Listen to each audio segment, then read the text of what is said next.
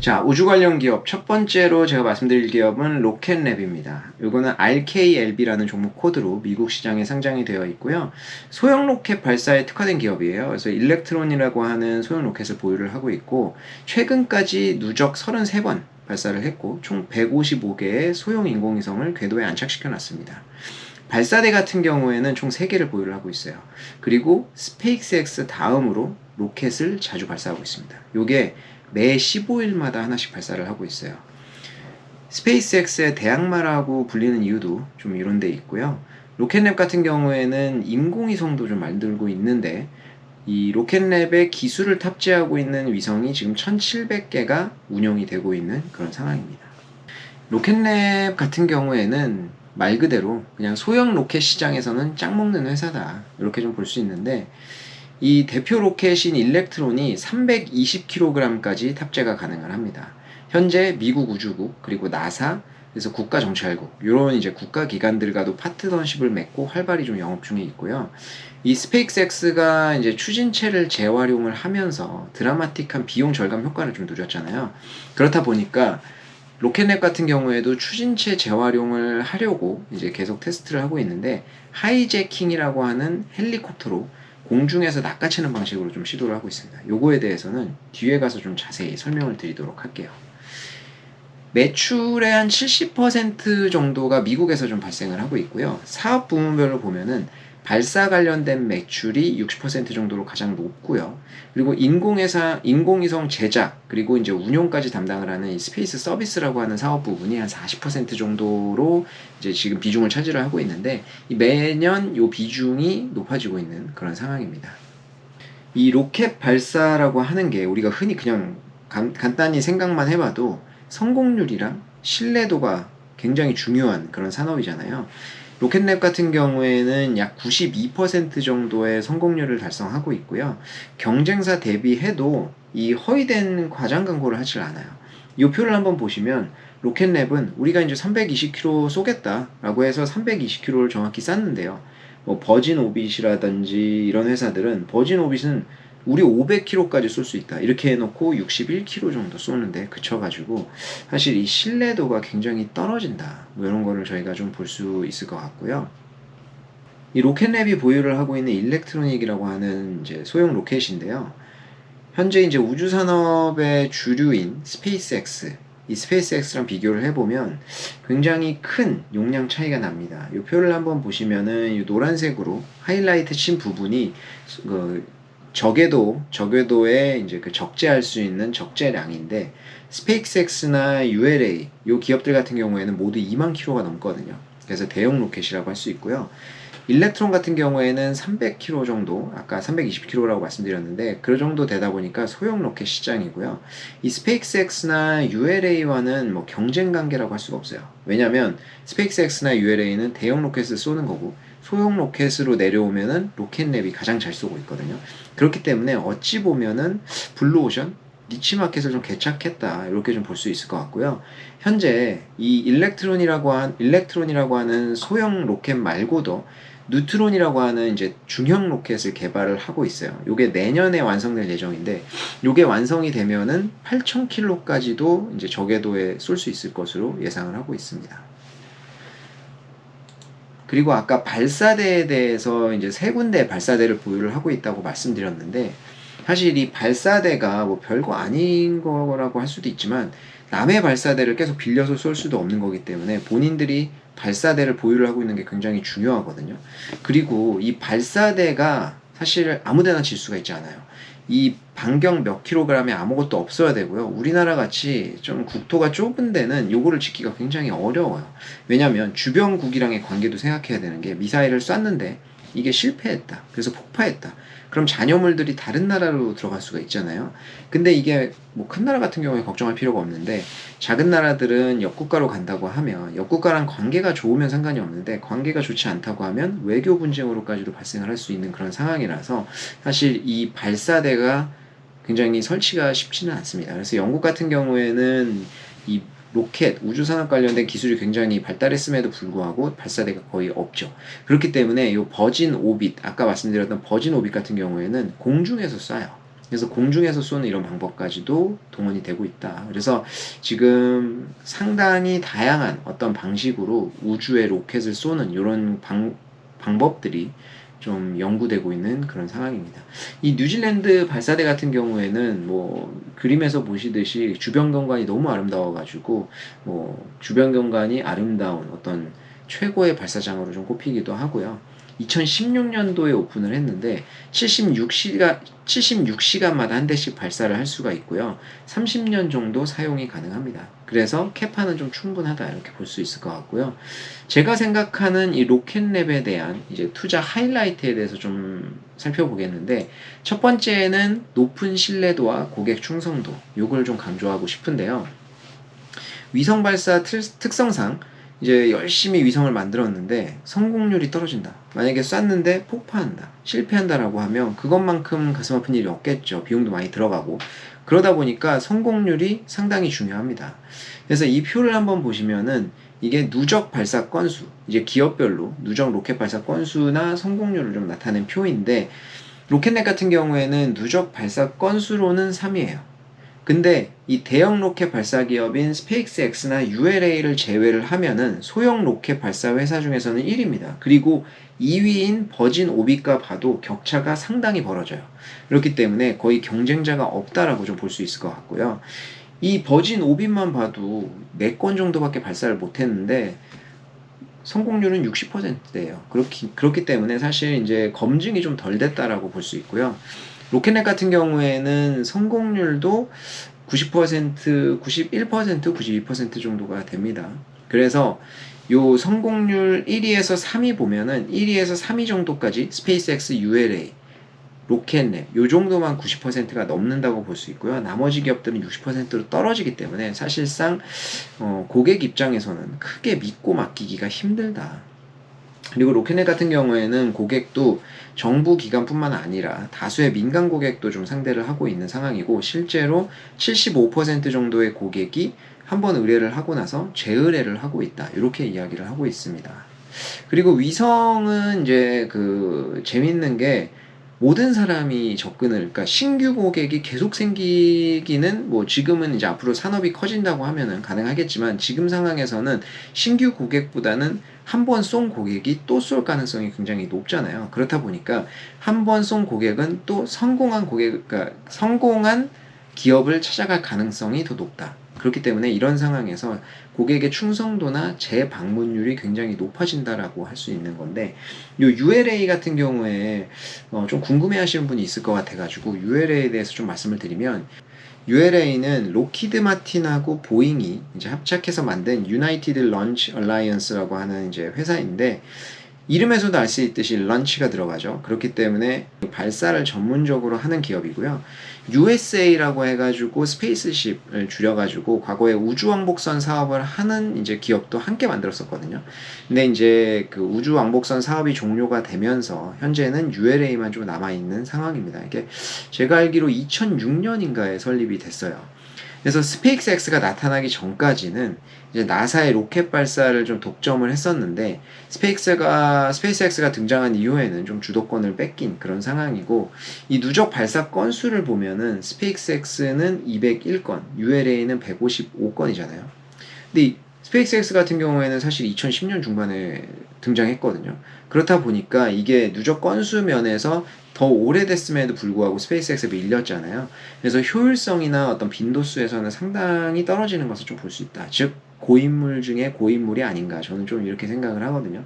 그리고 재활용 추진체 같은 경우에도 이제 막 시작한다고 하니까 사실 이게 뭐 스페이스X나 로켓랩한테 크게 경쟁이 되나, 뭐 이런 생각을 좀 합니다. 그리고 좀 두 번째로 강조하고 싶은 이제 하이라이트는 수요 급증이에요. 이게 전 세계적으로 수요가 급증을 하고 있는데, 먼저 이제 국방 예산, 이제 미국의 국방 예산을 좀 보시면요.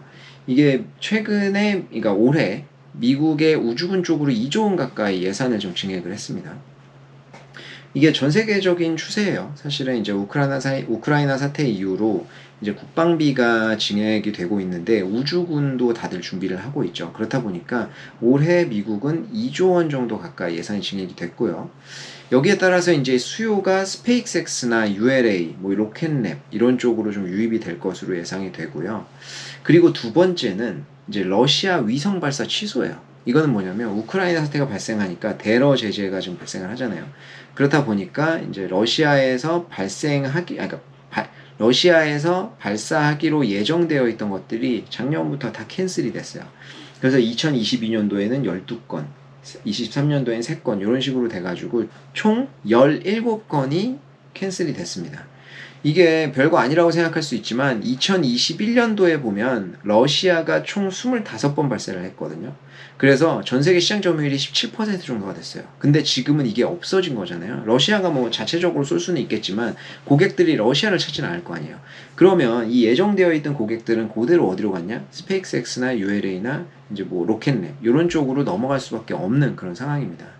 그리고 이게 이해상충 문제도 좀 있어요. 뭐냐면 스페이스X는 스타링크를 지속적으로 쏴야 되잖아요. 뭐 한 번에 50개 넘게씩 쏜다고 하는데 매번 그러니까 로켓을 쏠 때마다 스페이스X에 스타링크를 같이 쏴야 된다. 이 스타링크가 주로 하는 게 이제 통신이라든지 이런 쪽이잖아요. 근데 이 다른 기업들이 저궤도에 이제 소형 위성을 쏘는 목적도 사실은 비슷해요. 통신이라든지 이런 쪽이거든요. 그렇다 보니까 어찌 보면 경쟁 관계가 좀 형성이 되는 거예요. 그렇다 보니까 고객 입장에서는 굳이 선택 사항이 있다라고 하면은 스페이스X보다는 다른 쪽을 선택할 가능성도 높다라는 거죠. 그럼 2위인 ULA를 보자면 ULA 같은 경우에는 2027년까지 아마존의 발사 예약으로 거의 꽉 차 있다라고 이야기하더라고요. 그렇기 때문에 거의 다음 선택은 로켓랩이 될 가능성이 가장 크다라고 좀 보고 있고요. 세 번째로 좀 말씀드리고 싶은 투자 하이라이트는 수익성 개선이에요. 이 로켓랩이 2020년도부터 총 4건의 M&A를 성공시켰거든요. 그러면서 위성 디자인부터 이제 그 운용까지 수직 계열화 하는데 성공을 시켰습니다. 그래서 수직 계열화를 성공하니까 본인들이 디자인부터 운용까지 다 하니까 이제 비용을 상당 부분 절감할 수 있는 이런 상황이 좀 됐다고 볼 수 있고요. 그리고 이제 앞에서 잠깐 말씀드렸던 이제 재활용 로켓, 요 추진체 같은 경우에는 이게 스페이스X는 대형 로켓이다 보니까 여기에서 보면 요게 추진체거든요. 상당히 큰 거를 저희가 알 수 있는데 여기에 사실 이제 뭐 추진력을 쓸 수 있는 엔진이라든지 이런 것들이 들어갈 수가 있어요. 그래서 발사하고 나서 떨어지면서 한 번 더 이제 분사를 하면서 안정적으로 이제 착지를 하는 건데 소형 로켓 같은 경우에는 이 부분이 작다 보니까 그런 것들이 들어가기가 힘듭니다. 그래서 떨어지는 거를 헬리콥터로 하이제킹 하겠다는 거예요. 이게 하이제킹이 사실 뭐 생소할 수는 있지만 이게 냉전 시대부터 좀 활용됐던 수단이었거든요. 그렇기 때문에 검증이 좀 됐던 방법이에요. 이게 로켓랩은 작년 5월이랑 10월 두 번의 하이제킹 시도를 했는데 이제 낚아채는 데까지는 성공을 했어요. 근데 낚아채서 요게 물에 떨어지지 않고 바지선에 떨어져 가지고 요거를 다시 재활용해야 되는데 요 바지선에 올려놓지보다 물에 반쯤 떨어졌다. 그래서 사실 반쪽인 성공밖에 좀 달성하지 못한 상황이지만 곧 성공을 할 것으로 매니지먼트는 예상을 하고 있습니다. 그래서 요게 성공을 한다고 하면 비용을 상당 부분 절감할 수 있는 그런 효과가 있을 것으로 보이고 있고 앞에서 잠깐 말씀드렸던 내년에 나올 예정이 이 중형 로켓, 뉴트론 같은 경우에는 아무래도 추진체에 이런 장치들을 들어갈 수 있기 때문에 재활용이 가능할 것으로 예상하고 있습니다. 그래서 비용 절감은 꾸준히 될 것이다. 그리고 마지막으로 이제 말씀드리고 싶은 투자 하이라이트 부분이 캐파의 확장인데 저희가 이게 테슬라의 선례에서도 좀 볼 수 있었던 것인데 산업이 아무리 커진다는 것을 저희가 알아요. 그래서 실질적으로 수요가 많이 증가를 합니다. 근데 거기에 물건을 대주지 못한다고 하면 진짜 그것만큼 가슴 아픈 게 없죠. 얼마나 마음 아프겠어요. 뻔히 수요는 있는 거 아닌데 물건을 못 만들어주는 거야. 근데 테슬라 같은 경우에는 지금 뭐 순수 전기차 쪽에서는 가장 큰 캐파를 보유하다 보니까 요거를 공급을 해줄 수 있는 그런 상황이 돼버린 거잖아요. 그래서 지금 우주 산업도 수요가 커지고 있는 것도 분명히 알겠고 산업이 커지는 것도 알겠는데 요 늘어나는 수요에 맞는 공급을 누가 대줄 수 있느냐 이게 좀 중요하다라고 볼 수 있을 것 같아요. 뭐 캐파 입장에서는 몇 가지가 있겠지만 첫 번째로는 발사대. 원래는 작년까지도만 해도 이제 발사대가 2개였었거든요. 근데 요번 1월에 이제 미국의 버지니아에 발사대가 추가되면서 3개가 좀 됐습니다. 이게 지난 12월 달에 원래 발사할 예정이었었는데 뭐 미국의 연말 연휴 연공 제한이라든지 뭐 기상 악화 이런 것들로 걸리면서 좀 미뤄졌었거든요. 이미 12월 달에 다수의 고객이 정기적인 고정 발사 계약이 끝난 상태였었어요. 근데 못 사가지고 그 당시에 좀 우려가 뭐 발생하면서 주가도 좀 흔들리고 했었는데 1월 달에 정식적으로 발사에 성공을 했다. 그렇기 때문에 이제 발사할 수 있는 캐파는 늘어나 있는 그런 상황이고요. 이게 뭐 앞으로 향후 매달 3군데에서 2대씩 발사를 할 수 있을 것으로 예상을 하고 있습니다. 그리고 캐파 확장 국면에서 또 볼 수 있는 거는 로켓. 지금 발사대가 많아도 로켓이 더 많이 쏴져야 되잖아요. 이 로켓이 지금은 일렉트론만 보유를 하고 있잖아요. 이게 이제 300km 정도를 쏠 수 있는데 2024년도 하반기에 아까 말씀드렸던 8,000kg을 쏠 수 있는 중형 로켓 뉴트론이 지금 개발이 되고 있습니다. 그래서 2024년 하반기에 나올 것으로 예상되고 있는데 이게 개발까지 약 2.5억 달러 정도가 추가적으로 필요할 것으로 예상이 돼요. 굉장히 큰 금액이지만 로켓랩이 현재 5억 달러가 넘는 현금을 보유를 하고 있습니다. 그렇기 때문에 추가 자금 조달 없이 안정적으로 완성이 가능할 것으로 예상이 돼서 기술적이나 이런 면에서는 다 받쳐주기 때문에 2024년도에는 출시하는데 문제가 없을 것으로 예상이 되고 있고요. 내년에 이제 뉴트론이 완성이 된다고 하면 늘어나는 위성 발사 수요를 그대로 흡수할 수 있을 것이다. 이렇게 예상이 되고 있습니다. 저는 개인적으로 이 현재 우주 산업이 과거의 한국 해운 산업하고 좀 비슷한 것 같은데 제가 이제 해운 회사에서 조금 일했었거든요. 한국의 경제 속도가 이제 경제가 급속도로 발전을 하니까 수출이 굉장히 호황이었었던 시절이 있잖아요. 이런 시기에는 다 해외로 물건을 보내야 돼요. 그러다 보니까 이 해운에 이제 배에 선복을 써야 되는데 선복은 한정이 되어 있잖아요. 그러다 보니까 선복은 부족하고 그리고 그러면은 이제 그 보내려고 하는 물량은 많고 하다 보니까 어찌 보면은 이 가격을 올리는 대로 흡수가 가능했었거든요. 아니면 배를 건조하는 대로 늘어나는 선복이 곧바로 채워지는 이런 효과가 있었어요. 지금은 조금 다른 얘기가 됐지만 그래서 향후 로켓 발사도 제 생각에는 로켓이 300km, 뭐 2만 km, 8,000km든 이게 선복이라고 표현해도 되나? 하여튼 이런 공간은 한정이 되어 있잖아요.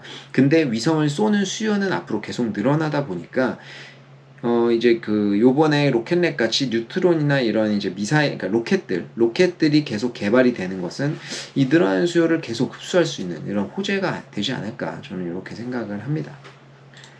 마지막으로 이제 재무 정보를 좀 살펴볼게요. 다수의 이제 성장 주식이 좀 그렇듯이 이제 로켓랩도 현재는 적자 기업이에요. 적자인 상황인데 이 적자 폭이 꾸준히 줄어들고 있어가지고 그거는 좀 긍정적으로 표현할 수 있을 것 같습니다. 그래서 2024년 정도가 되면은 흑자 전환이 좀 가능할 것으로 예상을 하고 있고요. 3분기 실적 아직 4분기 실적 안 나왔는데 3분기 실적을 좀 살펴보면은 이 매출이 전년 동기 1000% 가까이 증가를 했어요. 그래서 많이 굉장히 잘 되네 이렇게 생각할 수 있지만 사실 요거는 이제 M&A 통해 가지고 이제 M&A 한 회사의 매출까지 합치다 보니까 많이 증가를 한 거여서 큰 호재는 아니라고 좀 볼 수 있고요. 여기서 오히려 더 효재인 것은 이제 에비타가 60% 적자 폭이 좀 축소가 됐거든요. 그래서 이걸 굉장히 긍정적으로 보고 있습니다. 또 하나 고무적인 것은 이제 경쟁사들이 최근에 이제 경기 침체라든지 이런 것 때문에 이제 자금 조달이나 사실 경기 침체가 오면 이런 스타트업 쪽으로 자금 조달이 힘들잖아요. 그래서 이제 자금 조달이나 이런 것도 있고 해서 구조조정이나 좀 많이 힘든 상황인데 로켓넷 같은 경우에는 아까 말씀드렸듯이 현금을 5억 달러 넘게 보유를 하고 있다 보니까 자금 조달 이슈도 없고요. 그리고 시장 점유율을 꾸준히 확대하고 있는 그런 상황이어서 사실 이런 시기가 지나간다고 하면은 좀 우뚝 쓸 수 있지 않을까 이런 생각을 하고 있습니다. 그리고 에비타가 제가 항상 좀 중요하다고 말씀드리는데 저희가 이제 뭐 돈 갚을 거 다 갚고 이제 에비타가 순수 주주들이 나눠 먹을 수 있는 파이잖아요. 그래서 에비타만 놓고 본다고 해도 올해 아니면은 2024년 내년에는 흑자 전환을 해서 상승폭이 확대될 것으로 예상을 하고 있습니다. 그리고 최근에 이제 아크 자산, 코로나 때 이 아크 자산이 논란의 중심에 있었죠. 아크 자산이 우주 관련된 ARKX라고 하는 이제 그 ETF도 내놨었는데, 버진 갤럭틱을 제가 알기로 이제 2021년도 5월에 매도했거든요. 그때 전량 매도한 것으로 보이고 있는데, 그때 버진 갤럭틱이 많이 주가가 빠졌었어요. 그래서 다 매도를 하면서 직접적으로 이제 우주와 관련된 종목들을 많이 갖고 있지는 않았었는데, 최근에 로켓랩을 다량으로 좀 매수를 했습니다. 그래서 좀 본격적으로 시작이 된다고 보는 거 아닌가 이렇게 생각이 되고요. 이제 결론을 좀 말씀을 드리면, 첫 번째, 이게 코로나 이후로 우주 산업이 외면을 많이 받았었는데 최근에 조용히 다시 부상하고 있다. 그리고 두 번째, 위성 발사 수요가 증가를 하고 있는 환경 하에서는 스페이스X 다음으로 가장 많이 쏘아올 수 있는 기업이 로켓랩이다. 그리고 세 번째, 위성 제조, 발사 관련해서 수직 계열화를 시켰고, 로켓 재활용, 그리고 고마진 사업 진출을 통해서 수익성이 개선되고 있다. 그리고 네 번째로는 캐파가 확장이 되면서 늘어난 수요를 다 흡수를 할 수 있는 그런 수혜를 누릴 것 같다. 이렇게 좀 예상을 하고 있습니다. 그래서 흑자 전환을 이제 하고 시장 점유율을 계속 늘린다고 하면 주가가 지금 고점 대비 50% 정도는 하락돼 있는데, 이게 앞으로 좀 주가가 상승할 수 있는 가능성이 굉장히 크지 않나 이렇게 생각을 하고 있습니다. 그래서 제가 오늘 말씀드린 로켓랩 관심 종목에 넣어놓고 한번 보시면 좋을 것 같고요.